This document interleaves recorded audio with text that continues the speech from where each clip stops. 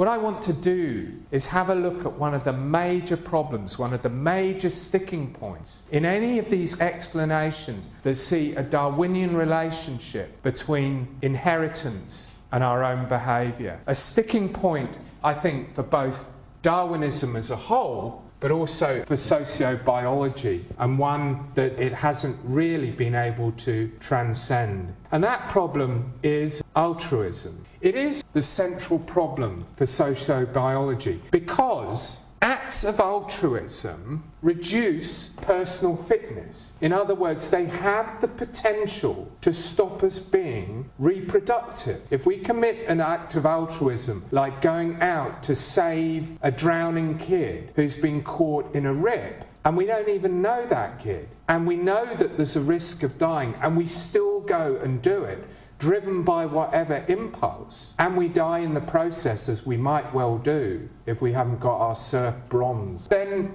that counters this idea that evolution can explain it, because it cuts against the very basic principles of natural selection. Why would you commit an act that is going to allow you not to breed, not to pass on your genes? And even up to where we are now today, the problem of altruism has resisted explanation from the evolutionary models that have been put forward. Now, I say that, we're going to see now that actually in one area we do have a working model that seems to be relatively effective. But as we'll see, there are significant problems with that model. So how do we answer this conundrum of altruism and its impact upon natural selection? The answer is kinship. If the genes causing altruism are shared by two organisms because of common descent, and if the altruistic act by one organism increases the joint contribution of these genes to the next generation, the propensity to altruism will spread through the gene pool. This occurs even though the altruist makes less of a solitary contribution to the gene pool as the price of its altruistic act. Now, to give a background of that kind of explanation, let's just have a look at the synthesis again. The synthesis which combines Darwinian natural selection with Mendelian genetics. The synthesis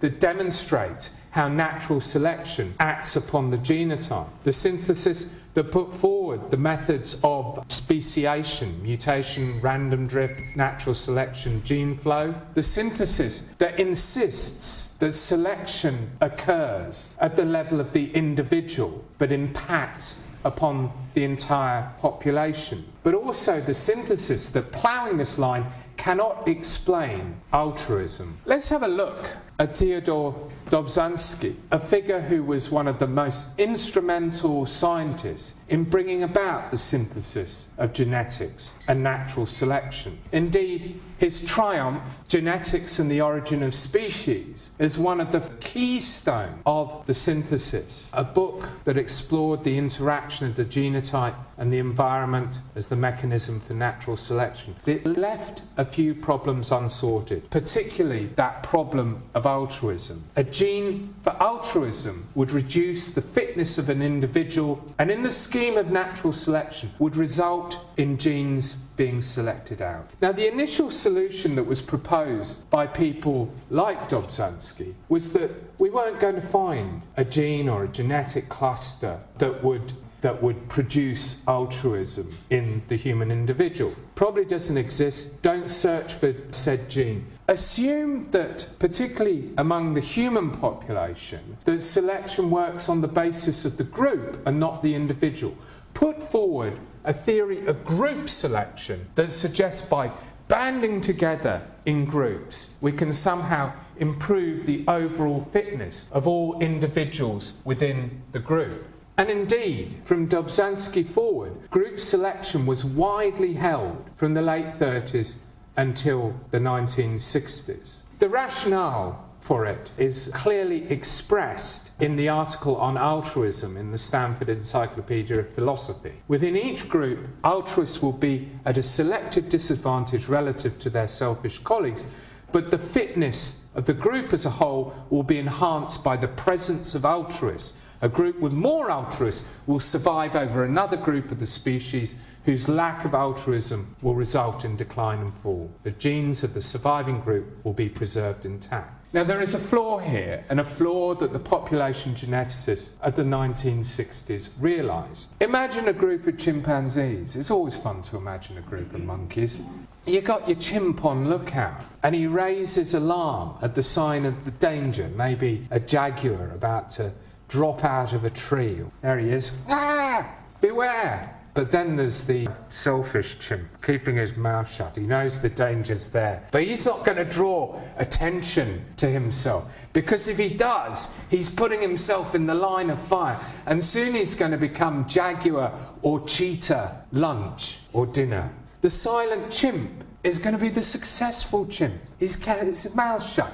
The other chimp has laid down his life. The shut-the-mouth chimp is going to be the biologically fit chimp. The noisy, altruistic chimp gets eaten, and his genotype, which has produced this form of altruism, slides down the slope of Mount Improbable and ends up being selected out. So the model of natural selection should lead to these kind of acts of altruism being selected out of the population. Now, as I indicated, population geneticists in particular were vexed by this problem and started trying to consider a solution. And the first solution that they came up with, or rather that W.D. Hamilton came up with, was kin selection, inclusive fitness theory, that based itself upon a quip by Haldane and some of the research that had been undertaken by Saul Wright when exploring issues around genetic drift. Now, Haldane's quip,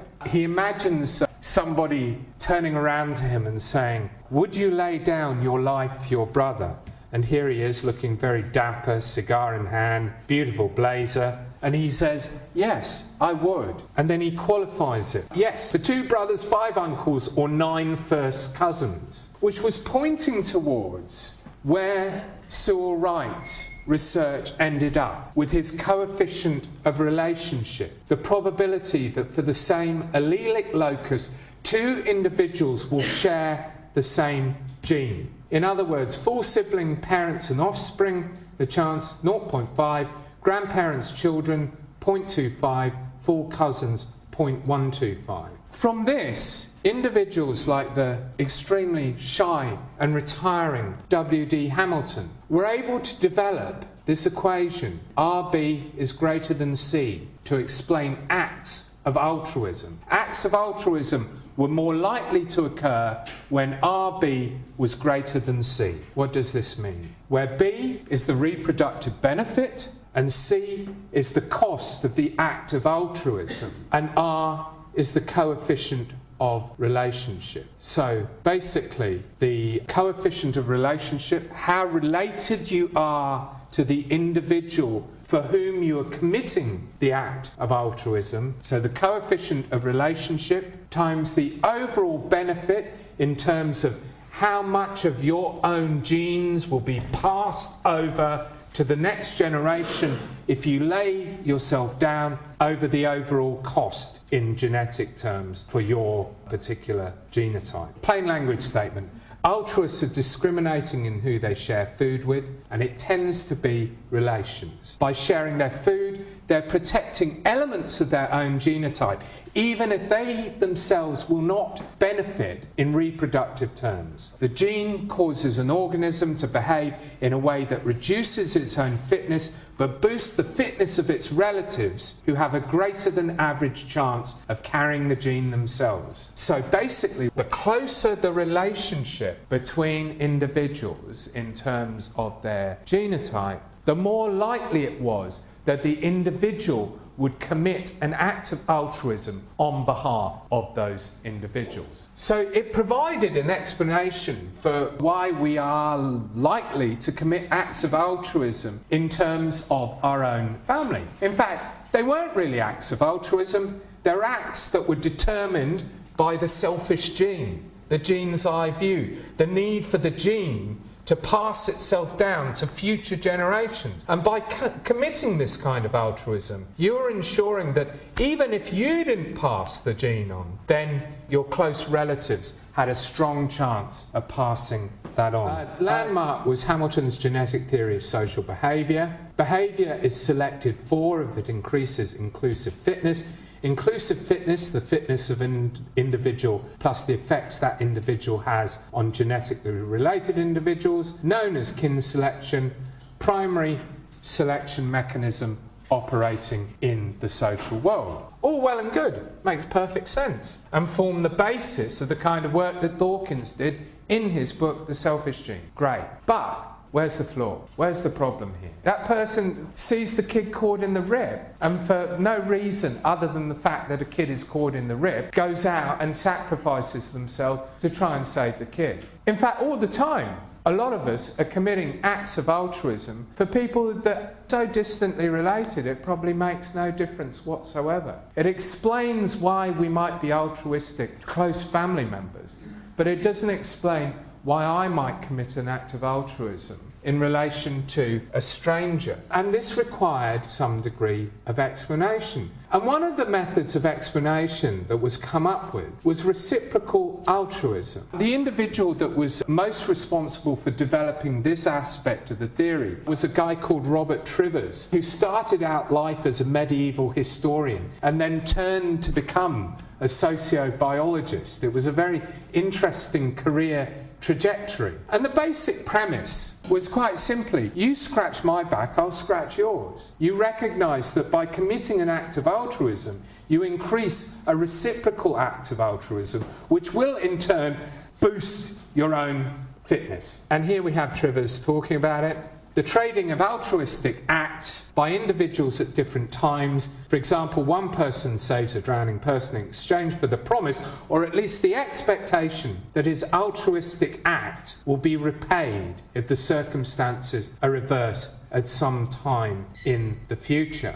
A lot of what Trivers did, and people following Trivers did, was starting to use the new maths of the prisoner's dilemma model, particularly the use of what's called an iterative prisoner's dilemma model, which means that you're less likely to defect from the game if you know the outcome of the previous act. And then game theory is then used to explain models of altruism. But having said that, this is speculative. The use of the prisoner's dilemma model and game theory is speculative. The fact is that the problem of altruism has not been solved. The extent to which we know that it hasn't been solved is this. In the last year, there has been a ding-dong going on between Edward O. Wilson and Richard Dawkins. Wilson has become dissatisfied with elements of his theory of sociobiology. He hasn't abandoned it completely, but the element that he's become most dissatisfied with